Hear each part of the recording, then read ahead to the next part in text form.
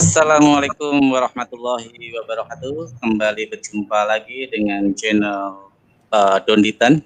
Kita akan membawa kajian sebuah judul Bible Obel. Kali ini di seri 023 sampai 024 membahas tentang Bible di dalam sebuah kajian-kajian yang sangat komprehensif, bukti-bukti seperti apa itu Bible sesungguhnya.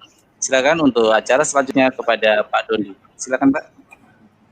Assalamualaikum warahmatullahi wabarakatuh. Wah, senang sekali saya ditemani Bang Farhan nih sama Sueb ya. Assalamualaikum Bang Farhan, Sueb, apa kabar?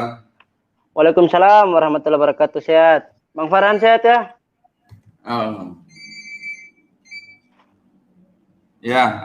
Terima kasih banyak. Saya senang sekali. Malam ini saya ditemani oleh Bang Farhan nih, debater yang sedang naik daun nih katanya nih. Baik, tidak lupa kami juga ingin mengucapkan terima kasih kepada Graha Mu'alaf yang sudah memberikan fasilitas untuk menyiarkan secara langsung kajian Bible of Bible ya, dan juga disiarkan di 22 channel lainnya ya. Sangat membesarkan hati kami sehingga mudah-mudahan kajian kami bisa tersebar lebih luas lagi ya. Dalam kesempatan ini kami juga ingin menghimbau untuk para pemirsa yang ingin menyisihkan rezekinya sebagai zakat, sodako, infak bisa menyalurkan kepada Yayasan Pembina Mu'alaf At-Tauhid di nomor rekening Bank Syariah Mandiri kode bank 451 11 88 88 99 95 dan mengirimkan bukti transfer kepada nomor 0812 3280 2080 dan juga pemirsa yang ingin berpartisipasi untuk wakaf di tanah seluas 6 hektar yang berada di lokasi Wonosalam, Jombang, Jawa Timur dengan harga per meter persegi Rp250.000. Silakan sesuai dengan kemampuan para pemirsa bisa mengirimkan ke nomor rekening yang tadi saya sebut dan mengkonfirmasi ke nomor handphone yang tadi sudah saya sebut juga. Ya, terima kasih atas segala partisipasinya. Mudah-mudahan sedekah atau zakat atau infak saudara atau wakaf saudara diterima oleh Allah Subhanahu wa taala. Amin amin ya. Baik. Untuk kali ini kita sudah memasuki kajian Bible of Bible nomor 023 dan 024 ya. Itu ya Bang Farhan ya. Saya akan share screen ya. Hari ini kajian Bible of Bible. Nah, ini adalah nomor 023 ya. Baik. Saya akan langsung mulai saja. Nah, poin daripada nomor 023 itu adalah haruskah Injil itu diberitakan kepada semua orang, gitu ya. Nah, di sini seperti biasa kita melihat dari 4 gospel. Ya, menurut gospel Matius, ini sendiri Matius sendiri mengatakan begini. Apakah haruskah Injil diberitakan kepada semua orang? Matius mengatakan tidak, Injil bukan untuk diberitakan kepada non-Yahudi dan orang Samaria ya. Ada di Matius 10 ayat 5 sampai 6. Saya bacakan ya. Atau saya mau bacakan atau saya bacakan? Saya aja ya. Nanti ya. Boleh Bang, aku baca biar. Sueb yang baca. Boleh, silakan. Ya. Matius pasal ke-10 ayat ke-5 sampai ke-6 ya. Iya. Ke-12 murid itu diutus oleh Yesus dan ia berpesan kepada mereka, janganlah kamu menyimpang ke jalan bangsa lain atau masuk ke dalam kota orang Samaria, melainkan pergilah kepada domba-domba yang hilang dari umat Israel. Oke, sampai situ dulu ya. Ya. Nah, di situ dikatakan bahwa ke-12 murid itu diutus oleh Yesus dan Yesus berpesan kepada murid-muridnya, janganlah kamu menyimpang ke jalan bangsa lain atau masuk ke dalam kota orang Samaria. Ya, artinya Yesus kan melarang gitu kan murid-muridnya untuk memberitakan Injil kepada selain bangsa Israel, begitu bukan? Ya, Betul, benar nggak, Bang Farhan? betul, betul, Benar, betul. benar, benar. Benar ya. Literalnya Nah, begitu. tetapi di Matius 15 ayat 24 itu dikatakan begini, jawab Yesus, aku diutus hanya kepada domba-domba yang hilang dari umat Israel. Berarti kan Matius 15 ayat 24 dengan Matius 10:56 kan matching begitu ya? Ya, Iya, identis. sama. Sama-sama. Sejalan begitu kan? Betul, betul. Oke. Jalan, benar. Nah, sekarang perhatikan di Matius 28 ayat 19. Karena itu pergilah, jadikanlah semua bangsa muridku, dan baptislah mereka dalam nama Bapa dan Anak dan Roh Kudus. Nah, menurut Bang Farhan gimana itu? Kenapa Matius 28 itu bertentangan dengan Matius 10 dan Matius 15? Kalau saya sih, pandangan saya materi ini pernah saya pakai debat juga. Jawaban saya adalah bangsa yang dimaksud di situ adalah bangsa, ke-12 bangsa Israel. Bukan bangsa-bangsa secara umum atau bangsa-bangsa keseluruhan di dunia ini. Itu kata bangsa di situ. Gitu ya, bangsa itu adalah bangsa Israel gitu ya. Betul. Merujuk kepada suku bangsa Israel yang 12 itu. Ya, tetapi kan ayat itu kan dipakai oleh misionaris dan pendeta-pendeta untuk memasukkan atau mengusahakan supaya orang-orang non Kristen bisa masuk ke Kristen, betul nggak? Betul, betul. Kan gitu. Dan ini yang dipakai dalam Kisah Para Rasul kayaknya. Ketika Paulus menyatakan bahwa dia diutus untuk menyebarkan agama dari non Yahudi. Ya. Para Rasul berapa lupa saya. Nanti akan saya kasih lihat di Kisah Para Rasul banyak ayat-ayat yang bertentangan dengan Matius 10 dan 15 nih ya. Oke, nah sekarang gini Mas Farhan, yang Matius 28:19 itu, kalau Mas Farhan terjemahkan sebagai bangsa-bangsa itu hanya bangsa-bangsa Israel, saya ingin memberikan suatu kejutan nih Bang Farhan. Oke. Sebentar ya, saya ini dulu ya. Nah, saya mau kasih lihat buku ini nih. Introduction to Christianity.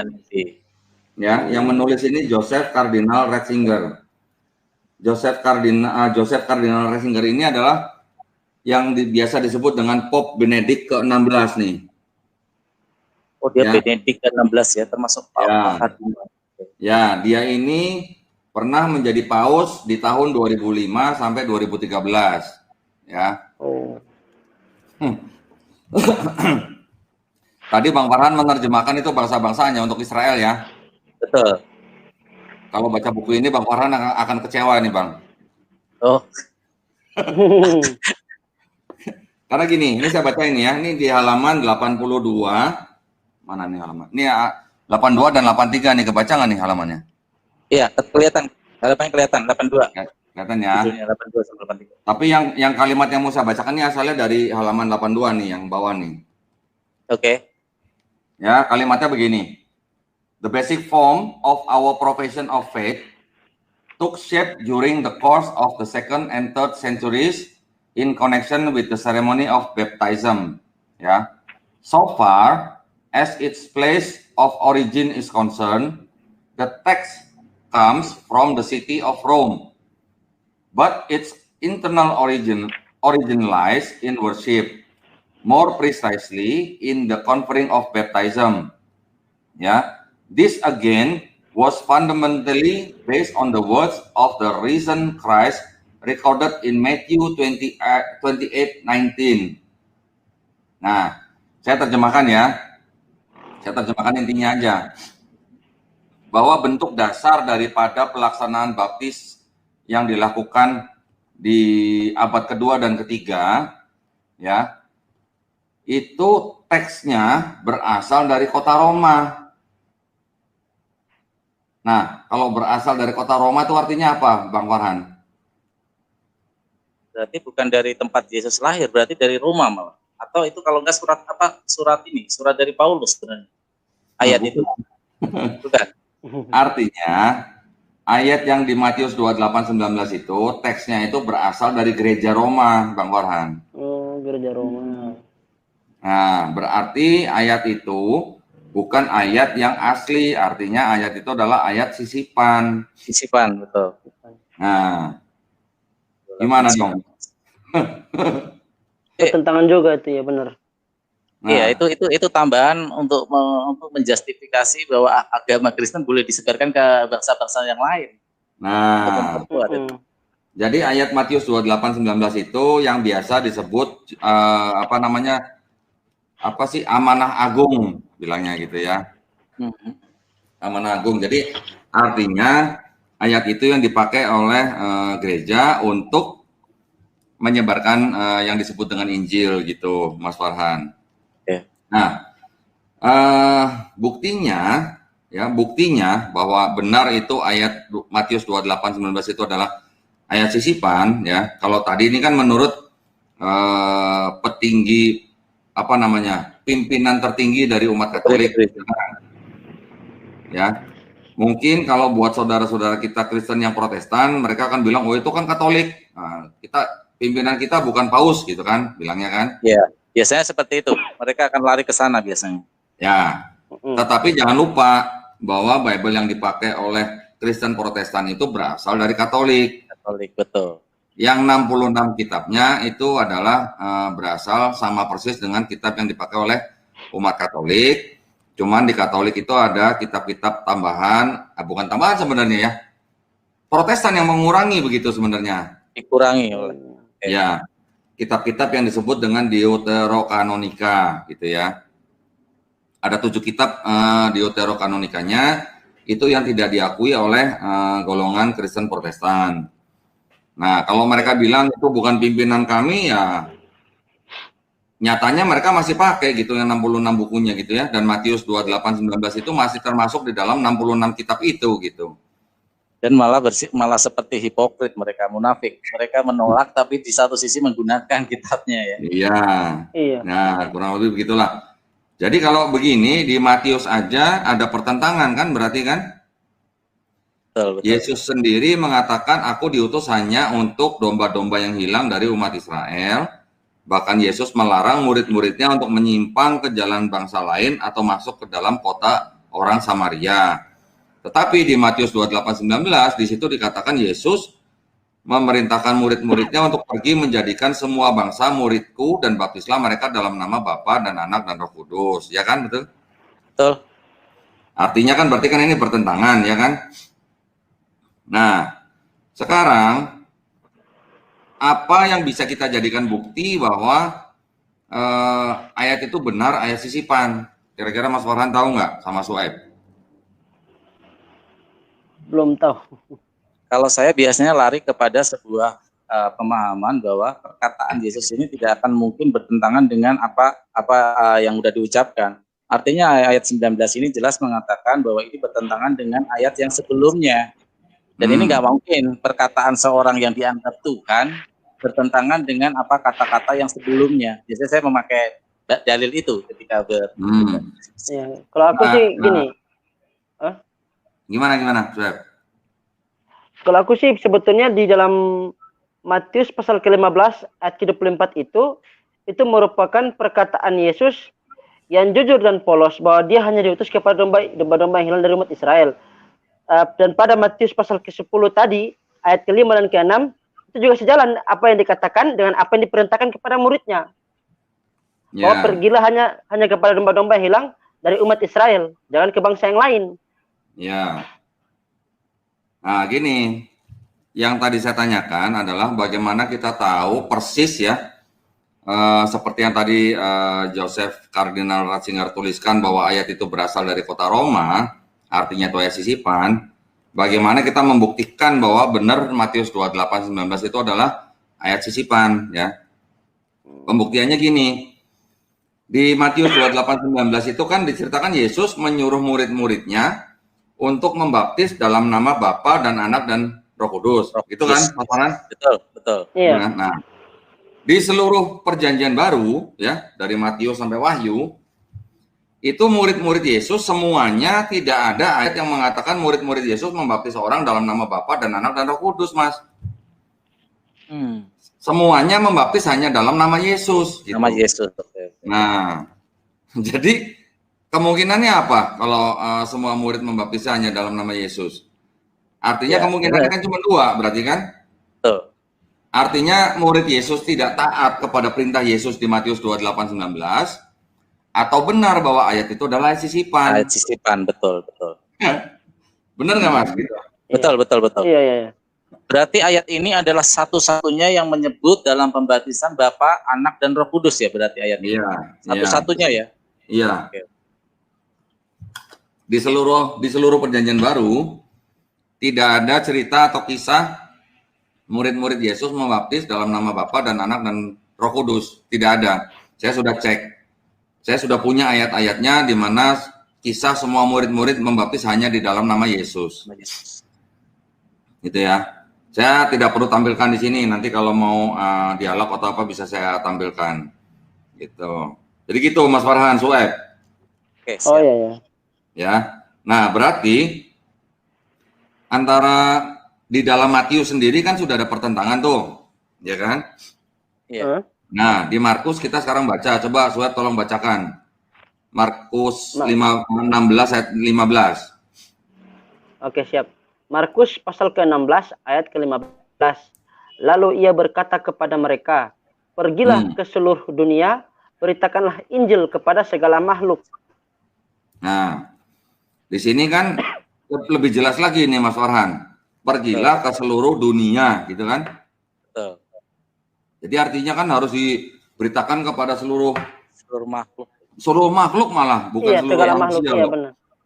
Ini ayat yang sering saya jadikan ini nih. Ayat yang sering saya jadikan lelucon ini.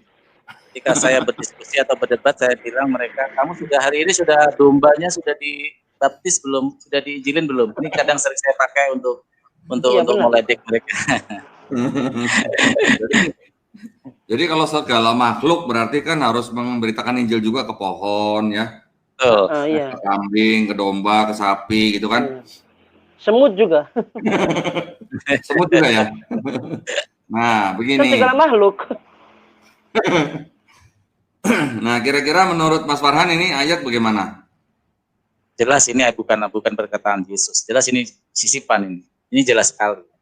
Nah, dasarnya dari mana? Dasarnya satu, tidak mungkin seorang Yesus menyuruh menginjili semua makhluk, karena yang memang yang bisa menerima Injil itu adalah sebuah kabar kebenaran artinya.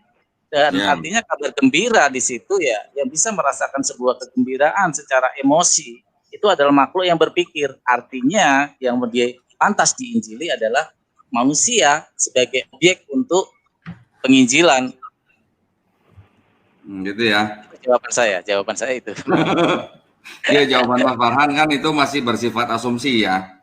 Betul. Artinya pendapat pribadinya Mas Farhan gitu kan. Nah, sekarang kalau kita mau cari jawabannya, yang paling enak itu melihat dari Bible itu sendiri, Mas. Nah, inilah di sini juga dikatakan nih, Mas, ini ada catatannya nih. Oke. Ini kan Markus 16 ayat 15 kan ya. Iya. Nah, kalau kita pelajari atau kalau kita riset sedikit aja, kita buka. Swab bisa tolong di mute dulu nggak, Swab? Oh, ini mobil angkutan umum. Ya, tolong di mute dulu, Swab. Iya, siap. Nah, kalau di Markus ya, dipercaya oleh ahli-ahli perjanjian baru, Markus 16 itu berakhir di ayat 8 saja, Mas Farhan. Nah, ternyata ini kan Markus 16 ayat 15 nih. Betul. Nah, dipercaya Markus 16 ayat 9 sampai 20 itu adalah tambahan. Sama seperti statusnya seperti Matius 28 19 ya. Saya kasih lihat sebentar nih, Mas. Mumpung saya udah ada ininya nih, sebentar ya.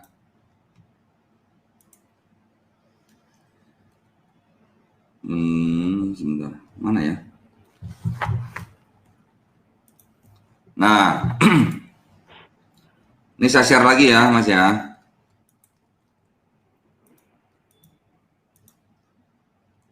Ini ada tamu ya ini ya. Tadi siapa tadi?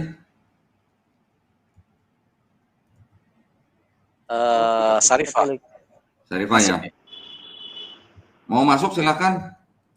Mana kok nggak ada ya? Udah keluar lagi kayaknya. Oke. Oke.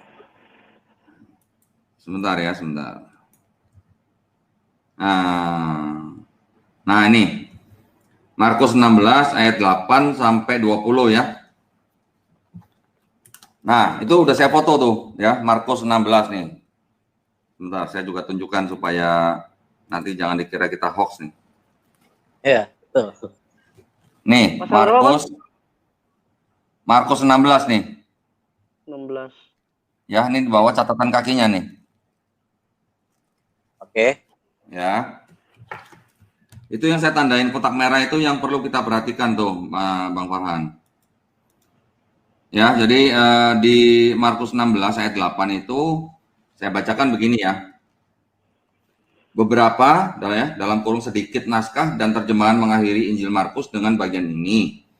Sehingga tidak memuat ayat 9 sampai 20. Lihat catatan berikutnya. Bagian ini kiranya dalam abad kedua Masehi baru ditambahkan. Nah, loh, gimana dong? Berarti Adanya di sini nih yang ditambahkan kata-katanya nih di pertama nih. Nah, ini nih. Kelihatan nggak, Mas? kelihatan dan sangat Ini jelas. sangat di. Yang tulisan merah ini ya? Ya, yang kotak merah nih. Kelihatan nggak? Merah, oh ya. Kelihatan. Lihat catatan berikutnya, bagian ini kiranya dalam abad kedua, itu ya. Nah, nih.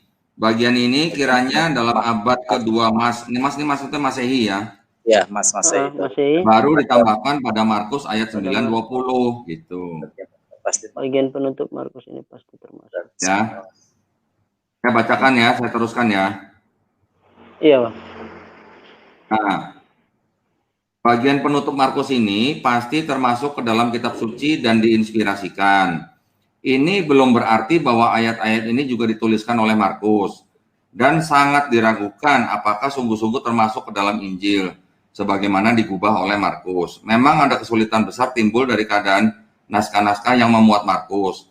Beberapa naskah, antara lain naskah yang paling penting, Vatikanus dan Sinaiticus, tidak memuat bagian penutup ini.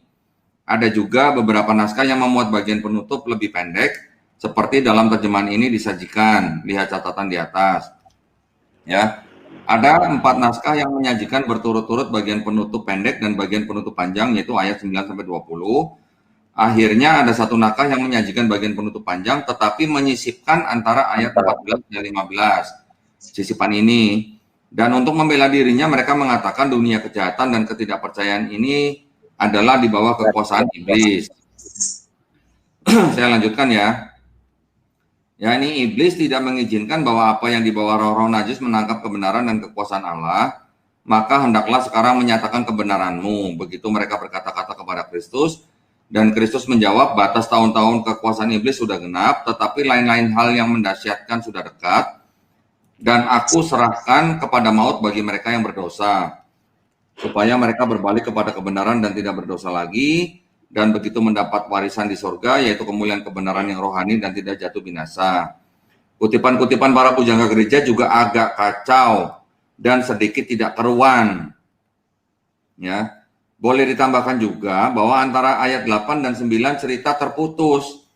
Dari lain pihak sukar diterima bahwa Injil yang asli sungguh-sungguh berhenti dengan ayat 8. Karenanya sementara ahli mengandaikan bahwa bagian penutup asli hilang entah karena apa. Maka orang mengubah bagian penutup yang sekarang ada, ayat 9-20. Bagian ini merupakan ringkasan cerita-cerita tentang penampakan Yesus, dan gaya bahasa ringkasan ini berbeda sekali dengan gaya bahasa Markus. Namun demikian, bagian penutup yang sekarang ada, ayat 9-20, sudah dikenal dalam abad kedua Masehi oleh Tatianus dan Irenaeus. Ini pun terdapat dalam kebanyakan naskah Yunani dan naskah-naskah terjemahan. Tidak dapat dibuktikan bahwa penggubahnya Markus, tetapi menurut Sweet, bagian penutup ini merupakan peninggalan sejati dari angkatan Kristen yang pertama. Kira-kira gitu, Bang Farhan. Jadi ternyata Markus 16 ayat 15 ini rupanya juga ayat sisipan gitu. Nah, ini ada tamu nih. Assalamualaikum, Mbak. Siapa? Syarifah Elinda ya? Itu muridnya Unirifa itu. Speak up, Syarifah. Oh ya. Itu mute-nya tolong dibuka. Loh, malah keluar. Oke, Pemalu ya. kita tadi sampai di nomor 23 ya, Bang Farhan ya. Iya. Ya, nomor 23. Nah, gimana ya? Kita lanjutkan ya. Dilanjut. Ini saya lagi Baik. nyatet. Nah, Saya catetin semua. untuk topik yang tadi, yang nomor 23, haruskah Injil diberitakan kepada semua orang itu tidak tercatat di Lukas dan tidak tercatat di Yohanes, Bang Farhan? Padahal mereka kalau Lukas bukan murid asli Yesus ya dia. Lukas dipercaya itu adalah tabibnya Paulus, Bang Farhan. Oke. Ya. Nah, sebentar, ini ada tambahan lagi sepertinya nih. Nah, seperti tadi kan Bang Farhan menyebut-nyebut dalam Kisah Para Rasul kan? Iya. Ya. Di Kisah Para Rasul, coba Suat tolong bacakan Kisah Para Rasul yang 16 ayat 6. Kisah Para Rasul pasal ke-16 ayat ke-6. Mereka melintasi tanah Frigia dan tanah Galatia karena Roh Kudus mencegah mereka untuk memberitakan Injil di Asia. Nah, artinya apa? Artinya mereka kan tidak boleh kan untuk memberitakan kepada non-Yahudi kan? Iya. Betul. Injil di Asia. Nah, sekarang ada yang kontradiksi nih dalam Kisah Para Rasul nih. Coba bacakan Kisah Para Rasul yang 8 ayat 5. Dan Filipus pergi ke suatu kota di Samaria dan memberitakan Mesias kepada orang-orang di situ. Berarti Filipus melanggar perintah Yesus apa enggak tuh ke kota Samaria tuh? Melanggar karena di pasal Matius pasal berapa tadi lupa ya. Itu kan hanya Samaria dilarang kan, dilarang keluar sampai ke Samaria kan. Nih, Matius 10 ayat 5. 5 sampai 6. Nah, kita lanjutkan coba yang di Kisah Para Rasul 15 ayat 3. Kisah Para Rasul ayat 3. Kisah Para Rasul pasal 15 ayat ketiga. Mereka diantarkan oleh jemaat sampai ke luar kota, lalu mereka berjalan melalui Fenisia dan Samaria. Dan di tempat-tempat itu mereka menceritakan tentang pertobatan orang-orang yang tidak mengenal Allah.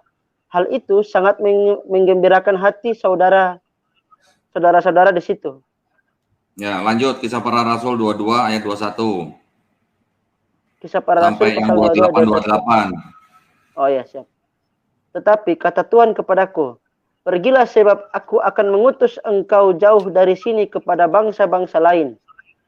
Selanjutnya, sebab itu kamu harus tahu bahwa keselamatan yang daripada Allah ini disampaikan kepada bangsa-bangsa lain dan mereka akan mendengarnya. Ya. Artinya di dalam Kisah Para Rasul sendiri ada pertentangan kan berarti kan? Iya, pertentangan.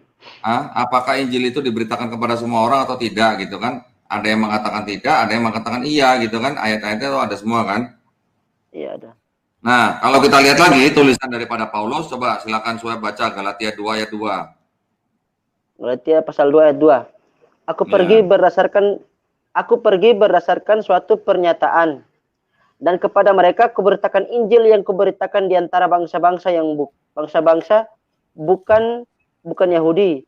Dalam percakapan tersendiri kepada mereka yang terpandang supaya jangan dengan percuma aku berusaha atau telah berusaha. Nah, terima kasih Sueb. Nah, kalau begini gimana dong? Paulus mengatakan untuk memberitakan kepada seluruh bangsa, gitu kan? Kisah Para Rasul ada yang tidak boleh, ada yang boleh. Di Matius ada yang boleh, ada yang tidak boleh. Di Markus harus, gitu kan? Tetapi di Matius ternyata ada ayat palsu, di Markus juga ada ayat palsu. Jadi kalau begini, menurut Bang Farhan sama Sueb nih, yang salah yang mana gitu Bang? Iya. Ya kita kembali kalau saya menghadapi kayak gini, biasanya saya pakai analogi gini. Pasal 5, Matius 10:5-6 itu jelas kalau dari ayat itu tidak bertentangan bahwa memang Yesus di dalam pengajarannya pun ketika masih hidup dia tidak ke bangsa-bangsa lain. Seandainya Yesus memang untuk bangsa-bangsa lain, pasti semenjak hidup pun Yesus akan melalang buana untuk mengabarkan itu. Nah, ini yang jelas ayat-ayat yang memang untuk bangsa-bangsa yang lain, apalagi ada ayat Asia segala gitu. Itu jelas ayat-ayat yang tidak otentik gitu. Ya. Nggak, jadi yang salah yang mana gitu Bang? Kenapa? Yang salah yang mana? Yang salah ya yang membuat tambahan-tambahan itu. Iya benar. Sisipan ini yang salah kan? Sisipan itu yang salah, benar. Karena sebenarnya harusnya gini ya, kalau bagi kita ya umat muslim yang kita kan memakai logika kita kan dipakai ya. Kan akal itu kan anugerah dari Allah kan untuk berpikir kan, menentukan hal ini masuk akal atau enggak. Bukan karena kita menafikan hal-hal yang tidak masuk akal, enggak. Allah di dalam Islam pun kita percaya hal-hal yang memang tidak tidak memerlukan nalar gitu kan. Kita kadang-kadang berpikir pada imanan, tapi keimanan yang tidak masuk akal itu justru seperti kita berjalan di lorong gelap tanpa lampu, terantuk-antuk terus kayak gini akhirnya nanti. Nah, makanya saya sih percaya bahwa ayat itu memang kalau dipikir secara nalar, kita melepas dogma-dogma dan doktrin ke teologisme kita, ke agamaan kita, saya yakin bahwa siapapun yang berpikir sehat bahwa itu bukan dari Yesus ayat-ayat itu. Oke ya. Berarti kita, Sueb, ada tanggapan nggak? Yang salah yang mana, Sueb? Sebetulnya tadi kalau sama seperti aku bilang tadi itu di Matius 15 ayat ke-24 itu udah sangat jelas loh. Karena merupakan pengakuan Yesus yang jujur dan polos bahwa dia hanya diutus kepada Bani Israel, dan di mana diperkuat juga dia memberikan perintah kepada muridnya bahwa jangan pergi ke bangsa-bangsa lain. Ya. Melainkan hanya pergi pada domba-domba yang hilang dari umat Israel. Itu udah sangat jelas itu. Ya. Sekarang kalau menurut Bang Farhan nih, Matius 15 ayat 24 yang jawab Yesus, aku diutus hanya kepada domba-domba yang hilang dari umat Israel. Menurut Bang Farhan sama Sueb ini berkesesuaian nggak dengan Quran? Berkesesuaian. Karena memang sesungguhnya diutus hanya untuk Bani Israel, seperti juga Musa. Ya. Artinya, seperti dulu pernah saya bilang, bahwa di dalam Bible itu masih ada ya sisa-sisa kebenaran ya. Jadi kita tidak bisa mengatakan bahwa seluruh Bible salah, tidak. Karena masih ada beberapa ayat yang berkesesuaian dengan Quran gitu ya. Tetapi kita juga harus dalam hal ini juga harus bijaksana. Artinya yang berkesesuaian dengan Quran kita boleh menerima, tetapi yang tidak sesuai dengan Quran kita wajib menolaknya gitu ya. Setuju nggak Bang? Sesuai dengan hadis Rasulullah juga ketika kejadian ketika Umar membawa lembaran-lembaran dari orang Yahudi dan dihadapkan kepada Rasulullah. Di situ jelas Rasulullah mengatakan, seandainya kamu menerima sebuah berita dari kaum Yahudi ataupun Nasrani dari ahli kitab, jangan langsung kamu menerima. Dan jangan pula langsung menolak. Karena sesungguhnya bertabayunlah dan pelajarilah dan sesuaikan dengan apa-apa yang sudah kuberikan, yang itu artinya Al-Quran. Ya, betul. Oke, kita lanjut ya. Oke, lanjut. Nah, sekarang yang 24 nih. Menurut 4 gospel, Yohanes Pembaptis itu titisan Elia atau bukan gitu ya. Coba tolong Sueb bacakan yang Matius, Sueb. Matius pasal berapa? Sebentar ya. Saya share dulu ya. Oh ya, di-share dulu tuh. Oke, silakan. Belum muncul di sini. Di layarku belum muncul. Oh, belum. Sebentar ya. Nah, ini. Iya, di pasal berapa ya? Itu kebaca nggak? Matius 11, 13, 14. Oh ya, siap. Matius pasal ke-11 ayat ke-13 sampai 14. Ya. Sebab semua nabi dan kitab Taurat bernubuat hingga tampilnya Yohanes. Ke-14, dan jika kamu menerimanya, ialah Elia yang akan datang itu. Ya. Langsung di Matius 17:13. Dan aku berkata kepadamu, Elia sudah datang, tetapi orang tidak mengenal dia dan memperlakukannya menurut kehendak mereka. Demikian juga Anak Manusia akan menderita oleh mereka. Pada waktu itu, mengertilah murid-murid Yesus bahwa ia berbicara tentang Yohanes Pembaptis. Nah, berarti Matius 11 ayat 13-14 dan Matius 17-13, berarti kalau begitu kan Yohanes Pembaptis itu adalah titisan Elia, begitu betul nggak? Betul. Ya, nah. Oke. Terus yang di Markus dan Lukas itu tidak ada keterangan mengenai itu. Nah, langsung Sueb coba yang Yohanes. Yohanes pasal 1 ayat 21 ini ya? Iya. Lalu mereka bertanya kepadanya, "Kalau begitu siapakah engkau?" Elia, dan ia menjawab, "Bukan, engkau nabi yang akan datang." Dan ia menjawab, "Bukan." Nah, di Yohanes diceritakan bahwa Yohanes Pembaptis sendiri tidak mengaku bahwa dia adalah titisan Elia gitu. Iya, benar. Jadi Dia ditanya kalau itu. gitu yang salah yang mana dong? Mas Farhan Ini kayaknya sih mikir kayaknya. Iya, Iya, pertentangan di Alkitab sendiri ini. karena kontradiktif sekali gitu loh ayat sebelumnya seperti itu ya. Terlalu Nah, ini loh. kontradiktifnya terlalu jelas ini. Bingung juga ini. Gimana dong? Markus nggak ada cerita, Lukas nggak ada cerita. Ini yang cerita Matius saja dan Yohanes gitu. Matius. Udah Iya, gitu Yohanes, ceritanya benar. yang di Matius Yesus bilang itu Yohanes Pembaptis itu adalah titisan Elia. Yohanes Pembaptis sendiri ditanya di kitab Yohanes, dia nggak ngaku Yohanes, sebagai iya. titisan ngaku ya. Dia nggak ngaku, iya benar. Nah, jadi gimana? Yang salah yang mana dong?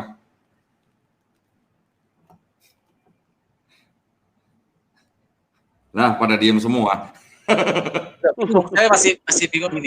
Kalau menurut saya yang benar sih, Masih bingung. yang benar sebenarnya sih memang dia bukan ini ya. Dia bukan Elia yang dinubuatkan Elia itu kayak. Nah, gini artinya di internal Kristen sendiri masih terjadi perdebatan apakah Yohanes Pembaptis itu yang disebut dengan titisan Elia atau bukan gitu ya.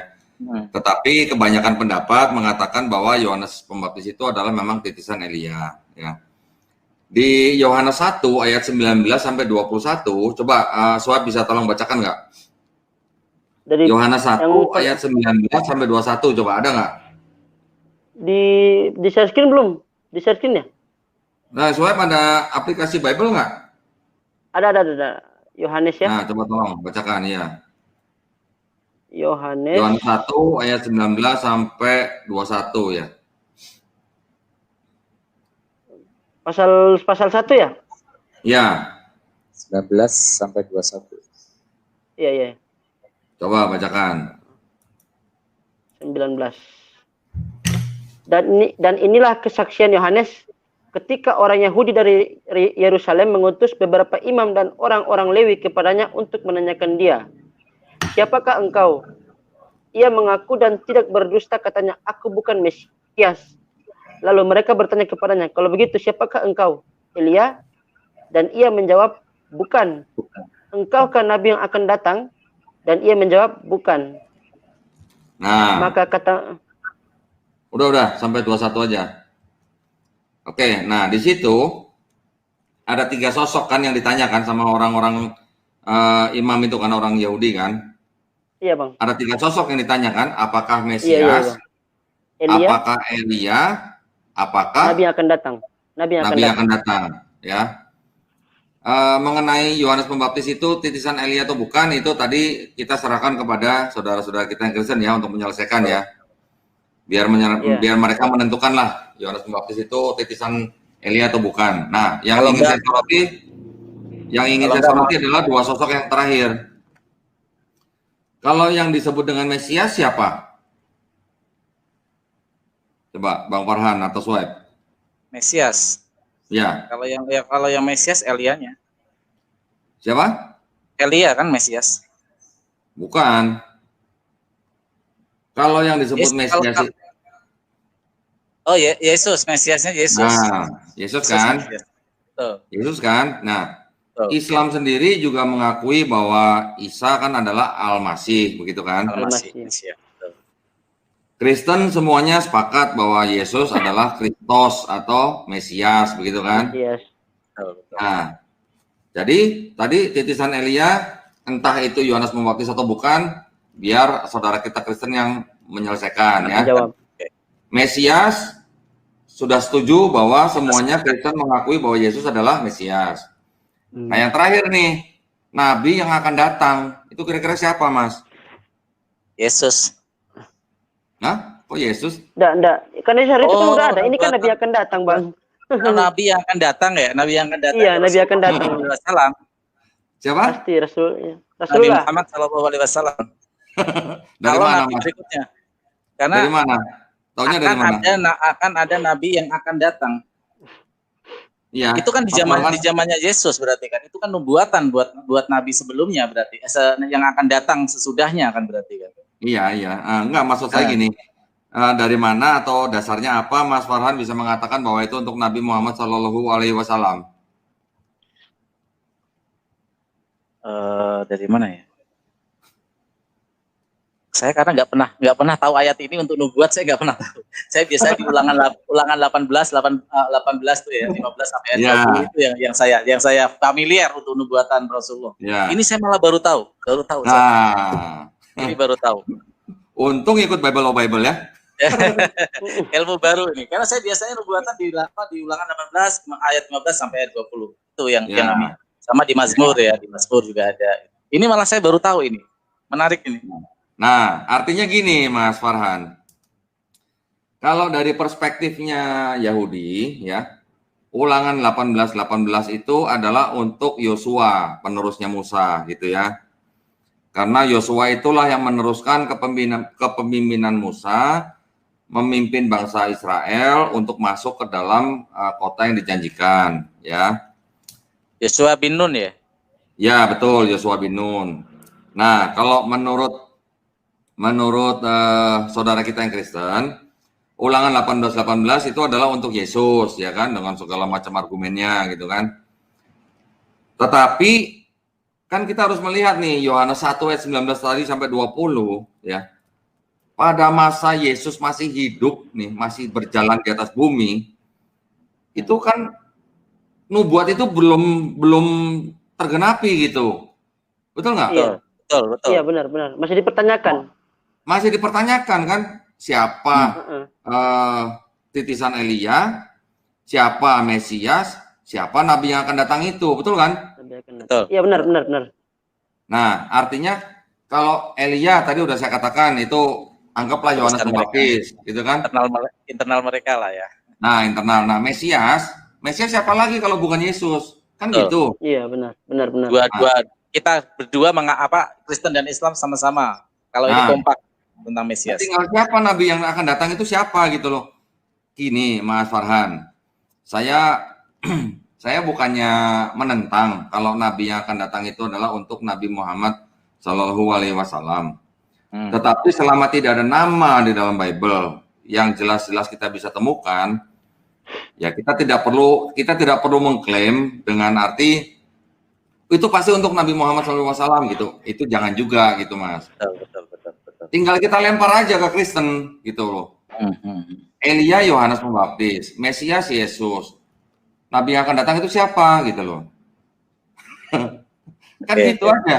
Suruh mereka mikir sendiri aja gitu loh. Apa mau diserobot semua untuk Yesus, kan serakah namanya kalau gitu kan. Iya, nggak bisa. Standar ganda itu mah. Dan di samping itu secara konteks waktu juga nggak tepat, karena waktu itu kan nubuat itu keluar ketika Yesus masih ada. Berarti nggak mungkin namanya nubuat itu pasti buat ke masa mendatang. Ya, walaupun di Kisah Para Rasul dikatakan bahwa Yesus itu adalah nabi yang ditulis oleh Musa ya. Tetapi kan kita tadi sudah jelas-jelas membaca bahwa ada 3 pertanyaan yang diberikan oleh imam-imam Lewi dan orang Yahudi itu kan. Iya. Ada Elia, ada Mesias, ada nabi yang akan datang. Nah ini Mesiasnya untuk Yesus, nabi yang akan datang untuk Yesus juga, kan lucu gitu loh Mas. Iya, betul. Iya benar. Betul kan? Iya. Nah, jadi mungkin saya ingin memberikan pandangan baru gitu ya. Memang selama tidak ada nama daripada nabi kita Muhammad Shallallahu Alaihi Wasallam di dalam Bible, kita tidak perlu mengklaim bahwa ini nubuat pasti untuk Nabi Muhammad Shallallahu Alaihi Wasallam. Jangan dulu lah, kita nggak usah buru-buru begitulah Mas lah. Tanpa ada atau tidaknya nubuat di dalam Bible, ya Mas Farhan ya, atau Swipe ya, ada atau tidaknya nubuat untuk Nabi Muhammad di dalam Bible, itu tidak mengurangi kebenaran Quran gitu loh. Mas Farhan. Iya benar. Setuju banget, saya setuju. Ya? Benar itu. Iya benar. Setuju nggak? Betul. Iya benar, setuju. Setuju. Sekarang kalau kita dalam ranah diskusi, dalam ranah dialog gitu ya, kita mau membicarakan misalnya nubuat untuk Nabi Muhammad di dalam Bible, ya kita dalam posisi yang begini aja. Oke, karena nggak ada namanya, tinggal kita tanya sama saudara kita yang Kristen, Mesias untuk Yesus, Elia untuk Yohanes Pembaptis, Nabi yang akan datang itu untuk siapa gitu loh. Nah, begitu aja. Mungkin mereka akan nge-share ini ke Paulus. Tapi kalau ke Paulus nggak mungkin, karena kan Paulus Nggak rasul, mungkin. bukan nabi, betul. Mereka sendiri Iya. loh yang membantah mereka sendiri loh. Iya, bukan, ini bukan untuk Paulus. Ya paling-paling Ya, jatuh-jatuhnya apa? Mereka kan akan serakah mengambil Mesias dan Ya. Nabi yang akan datang itu semuanya untuk Yesus begitu. Nah, berarti kan, tapi kalau begitu kan berarti tidak fair gitu loh. Oke. Semua gelar mau diborong gitu kan. Betul nggak? Betul. Iya, benar. Nah, saya kasih satu lagi nih, mungkin saya bisa tambahin dikit nih ya sebelum kita tutup ya. Iya. Kalau kita lihat ulangan 18-18, Mas Farhan, itu saya buka di biblehub.com ya. Ini bukan saya dalam rangka mengklaim bahwa itu pasti untuk Nabi Muhammad SAW ya. Tetapi ada indikasi gitu loh. Ada indikasi, ada ciri-ciri gitu. Yang silakan dijadikan buah pemikiran bagi saudara kita yang Kristen gitu, Mas. Dan saya fokus di ayat 18-nya, kata pernah saya pelajari benar-benar ya, dari kata per kata secara detail.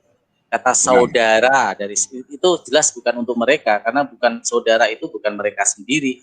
Nanti merujuk kepada saudara itu pasti saudara dari mana ya? Saudara dari dari klan mereka sendiri. Kalau kita bentuk klan ya atau bani mereka sendiri, siapa di saudaranya? Yaitu saudara dari Ishak, garis keturunan dari Ismail. Oke. Iya benar. Sekarang itu kan ya itu kan artinya kan Mas Farhan belum menampilkan apa analisis yang ilmiah gitu ya. Itu kan baru sepihak ya. Nah, sekarang kita coba lihat nih Mas di biblehub.com nih Mas. Saya share dulu ya. Bentar nih.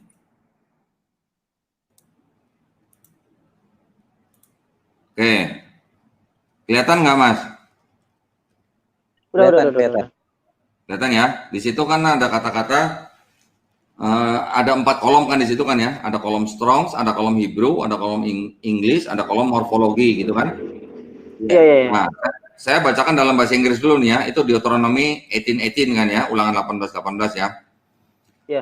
Bahasa Inggrisnya menerjemahkan begini, a prophet I will rise up for them from among their brothers. Ya, like you and will put my words dan seterusnya gitu kan. Oke. Nah, Mas tolong perhatikan di dalam bahasa ya, Hebrew-nya dikatakan apa? Nabi Akim lahem mikerep ahehem ya. Sampai situ aja. Ini ada yang mau saya tunjukkan nih Mas nih. Perhatikan di baris yang keempat ada kata mikerep ya. Mikerep ya. Mikerep. Ya, kita lihat ini kan ada strongnya nih nomor 7130 nih. Iya. Ya, kita buka nih 7130 nih. Nah, 7130 itu dari kata dasarnya kerep ya. Kerep. Kerep itu adalah kata benda maskulin. Ya.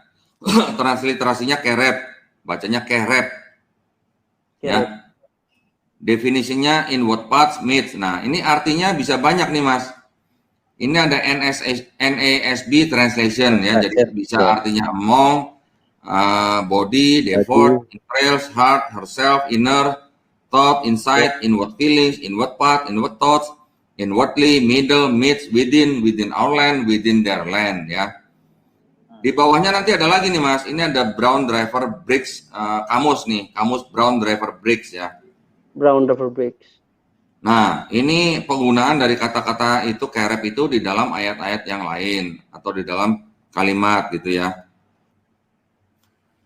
Nah, sekarang gini, kerep itu sendiri itu ini kan bahasa Ibrani ya Mas ya.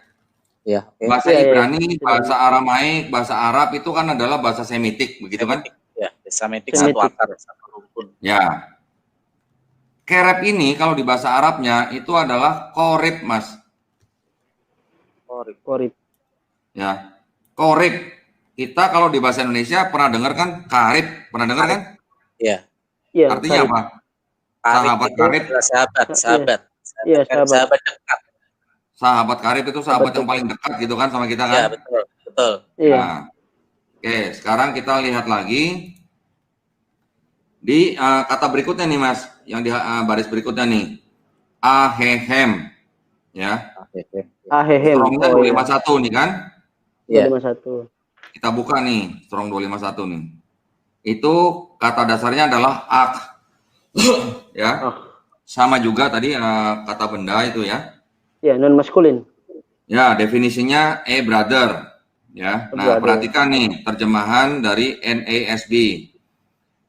Di situ bisa berarti alike, another, brethren, brother, brother with his brothers, brothers, brotherhood, brothers, brothers, companions, countrymen, countrymen, countrymen, fellow, fellow countrymen, fellow countrymen, fellows, kinsmen.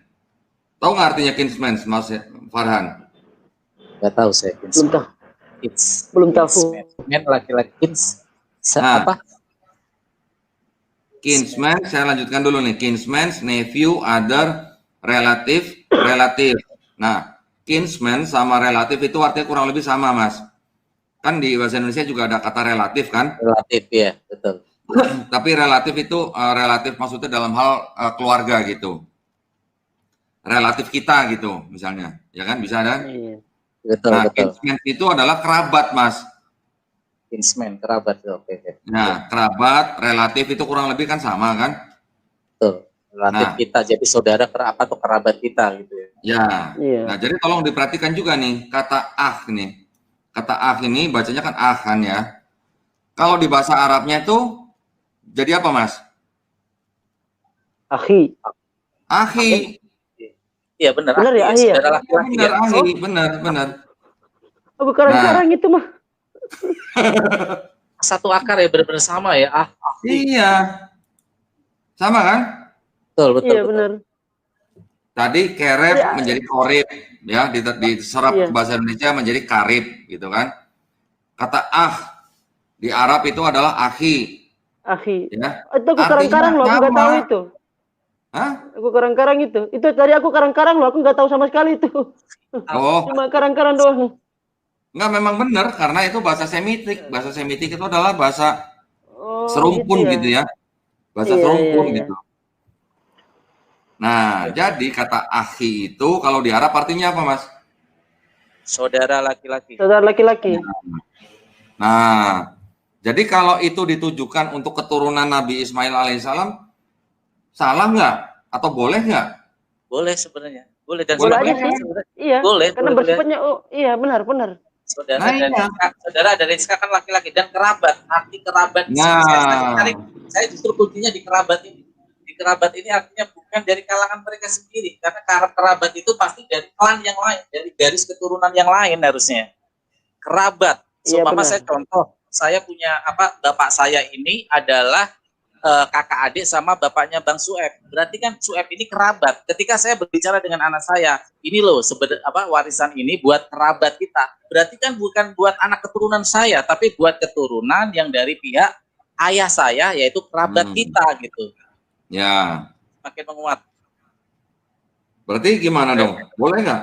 Atau masih masuk akal nggak kalau ulangan 18 itu bisa ada kemungkinan untuk Nabi Muhammad SAW? Kemungkinan jelas sih. Kalau menurut saya, karena memang saya konsen di awal, konsen saya di nubuatan Rasulullah cuma ayat ini 18 ini. Ya, oke. Ada kemungkinan ya. Artinya kan boleh-boleh saja, kita sah-sah saja kan untuk mengemukakan hal itu kan. Kristen juga boleh menafsirkan itu untuk Yesus ya. Kita juga boleh dong itu untuk Nabi Muhammad SAW kan.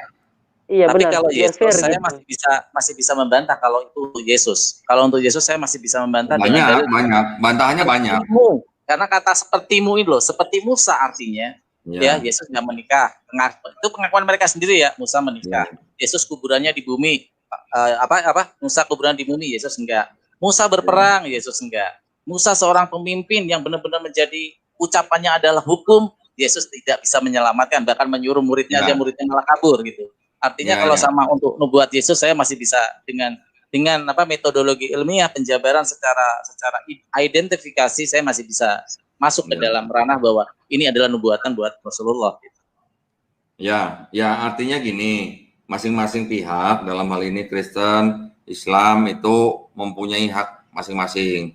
Tetapi kalau menurut perspektifnya Yahudi itu adalah untuk Yosua bin Nun. Nah, tetapi dari analisis yang ilmiah seperti itu, harusnya itu juga bisa menjadi suatu kemungkinan, ya kan? Saya tidak bilang 100% itu pasti, bukan, tidak. Tetapi kemungkinan itu ada karena dari kata-kata yang digunakan di dalam ayat itu, gitu loh, ya. Dan kita tidak boleh bersandar kepada hanya terjemahan, tetapi kita harus melihat bahasa aslinya, penggunaannya bagaimana, artinya apa, gitu loh, kira-kira. Belum lagi ayat-ayat di seluruh perjanjian lama yang bisa mengarah kepada nabi yang dimaksud di Ulangan 18:18 itu. Ya. Nah, yang terakhir, bahwa pada zaman Yesus pun nubuat tersebut belum tergenapi, gitu loh. Iya. Bang Doni, boleh aku tambahin dikit dak? Boleh, silakan. Mengenai kata tadi, kata ahi yang artinya saudara laki-laki, coba Bang Dondi buka di ayat selanjutnya. Ya, 19, ayat 19-nya. Iya, ayat 19. Dalam bahasa asli di Bible Hub loh. Bible Hub aja nggak apa-apa tadi. Ya, ini bahasa. Terus Saya lagi buka yang Bible Hub nih. Iya. Dalam bentuk tabel-tabel tadi lah. Ini saya bukakan ya, saya share dulu ya. Siap. Ya, yang mana? Ntar belum muncul di sini. Aku belum muncul. Di bagian nomor 8085 sama 413. Oke, saya coba buka ya. Iya, jangan buka di berbesar aja. Turunannya namanya itu loh. Siapakah dia coba? Itu Ismail, berarti jelas dari kalangan Nabi Ismail. Oh, bukan, nggak bisa. Isma. Nggak bisa. Oh, nggak bisa ya? Begitu. Nama itu bukan nama itu. Oh. Itu maksa.com itu swab. Maksa. Jangan seperti itu metodenya. Jangan karena ada suara-suara yang gini terus itu Ismail, bukan begitu. Itu ada kalau Ismail itu kan nama orang. Nama orang itu tidak bisa diterjemahkan gitu. Ya, proper. Iya. Jangan terlalu ini swab. Jangan semangat banget. Saya lagi iseng-iseng terus kelihatan nih. Waduh, ini Ismail. Bukan. Oke, nah sampai di situ aja kajian kita malam ini. Sampai di nomor 24 ya. 24. Ya, nomor 24. Sebentar. Ini mungkin ada sesuatu yang bisa saya. Nah, ini saya kasih bonus nih, Mas. Oke, siap. Nah, saya kasih bonus nih. Semangat sekali nih. Ini kita udah mau 1 jam nih, Mas. Ya udah 1 jam lebih nih, mah. Iya, 1 jam. Udah 1 jam. 1 jam lebih ya? Iya, biasanya kalau Bible tuh paling lama 30 menit, 35 menit. Ini udah hampir 1 jam nih. Gak kerasa loh. Kelebihan semangat ini. Coba lihat ini ya. Ulangan 18 nih. Kita lihat masing-masing di versi-versi lain nih ya. Di versinya KJV ya. Itu dikatakan begini, I will raise them up a prophet from among their brethren, ya, like unto thee, and will put my words in his mouth, and he shall speak unto them all that I shall command him. Ya, perhatikan yang saya kasih tanda kotak kuning ya. Di versi lain di GNB itu Good News Bible, dikatakan I will send them a prophet like you from among their own people. I will tell him what to say and he will tell the people everything I command.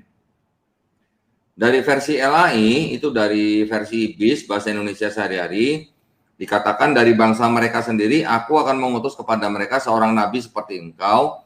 Aku akan mengatakan kepadanya apa yang harus dikatakannya, lalu ia akan menyampaikan kepada bangsa itu segala yang kuperintahkan. Ya, tetapi di terjemahan baru dikatakan begini, seorang nabi akan kubangkitkan bagi mereka dari antara saudara mereka. Seperti engkau ini, aku akan menaruh firmanku dalam mulutnya, dan ia akan mengatakan kepada mereka segala yang kuperintahkan kepadanya. Nah, coba dilihat, ya, saudara bangsa mereka, ya, itu berganti menjadi bangsa mereka sendiri. Itu benar nggak kalau ngelihat dari terjemahan 4 versi ini? Betul. Ya, dari saudara mereka dirubah yang mereka sendiri gitu, kurang ya, lebihnya seperti itu. Betul. Betul nggak? Betul. Iya, benar. Nah, yang salah yang mana? LAI jelas salah karena di KJV jelas itu among the brethren. There. Bukan dari mereka sendiri, tapi dari saudara. Bukan saudara mereka, nggak ada kata sendiri loh. Itu bukan dari mereka sendiri, nggak ada itu. Lah orang LAI yang bis sama yang TB aja beda kok. Iya benar ya. Iya. Nah, kok bisa ya? Lah kok bisa? Nah. Oke, kurang lebih seperti itu ya, Mas Farhan. Oke, siap, Pak Dondi. Ya, siap. Ilmunya, Masya Allah, Barakallah. Udah 1 jam sendiri nih, kali ini nih Bible nih. Saya biasanya berapa? 30 menit ya biasanya. Iya, saya takutnya pemirsa bosan gitu melihat beginian gitu. Tapi kalau daging kayak gini mah daging semua betah ini sebenarnya. Oh, daging semua ya? Daging semua, benar. Ini bisa menjadi penguat iman kita malah. Ya, jadi kita mengkaji ini bukan berarti apa yang kita lihat itu semuanya salah, tidak ya. Masih ada yang sesuai dengan Quran kita terima ya. Tetapi kalau yang tidak sesuai dengan Quran ya kita wajib tolak. Dan kita dalam mengkaji itu jangan hanya berdasarkan asumsi pribadi, tetapi juga harus ada nas, ada dalil, ada ayat, ada analisis, ada kata aslinya, teks aslinya ya, atau teks proof ya, supaya kita tidak salah memberikan kesimpulan atau pendapat gitu ya. Bahkan kalau perlu kita langsung baca dari Bible yang lain. Ini masih ada yang begini nih. Ya. Wah, itu kalau ada PDF-nya, terima kasih banget itu kalau ada PDF-nya itu. PDF berapa halaman nih? Aku juga mau dong kalau ada PDF-nya. Waduh. Ini mohon maaf, ini tidak untuk diperdagangkan ya. Jadi ini sebenarnya. Oh iya. Oke. Jadi begitu aja yang bisa kita sampaikan malam ini. Ya, mudah-mudahan bermanfaat bagi pemirsa. Amin. Ya, sebelum saya kembalikan kepada Bang Farhan, saya ingin mengulangi bahwa kami ingin mengucapkan terima kasih kepada Geraha Mu'alaf yang sudah menyediakan fasilitas, yang sudah menayangkan kajian Bible ini dan disiarkan di 22 channel lainnya ya. Jadi semoga kajian kami ini bisa tersebar lebih luas lagi. Dan juga kami juga ingin mengingatkan bagi para pemirsa yang ingin berpartisipasi untuk bersedekah, berzakat, berinfak, dan sekaligus berwakaf untuk tanah yang ada di Wonosalam, Jombang, Jawa Timur, ya bisa mengirimkan dananya dengan cara mentransfer ke Bank Mandiri Syariah dengan nomor rekening kode bank 451, nomor rekening 1188889995 atas nama Yayasan Pembina Mu'alaf At-Tauhid, ya, dan mengirimkan konfirmasi kepada nomor 0812-3280-2080 ya. Adapun wakaf yang tadi saya sebutkan ditujukan untuk pembangunan pondok pesantren di tanah seluas 6 hektar ya, dan juga pusat pembinaan mualaf sehingga mualaf-mualaf yang nantinya akan ditampung di situ diberikan modal keterampilan kerja sehingga menjadi insan yang mandiri di tengah-tengah masyarakat. Jika Anda berniat untuk berpartisipasi, harga tanah yang yang berlaku untuk wakaf yaitu 250.000 per meter persegi.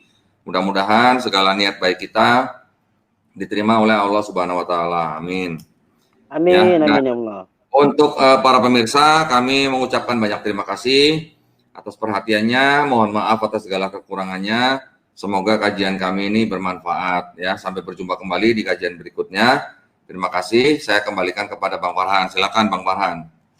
Oke, terima kasih Pak Dondi. Terima kasih Hafiz Web. Selesai sudah kajian kita Bible of Bible edisi 023 sampai 024. Semoga kajian kali ini memberi manfaat dan ilmu, semakin mempertebal kita keyakinan kita bahwa Islam adalah agama yang benar, Islam adalah agama yang hak. Terima kasih kepada semua. Saya ucapkan bagi Islami dina wa Muhammadin nabiyya wa rasulullah. Amin. Wabil taufiq wal hidayah. Wassalamualaikum warahmatullahi wabarakatuh. Waalaikumsalam. Waalaikumsalam warahmatullahi wabarakatuh.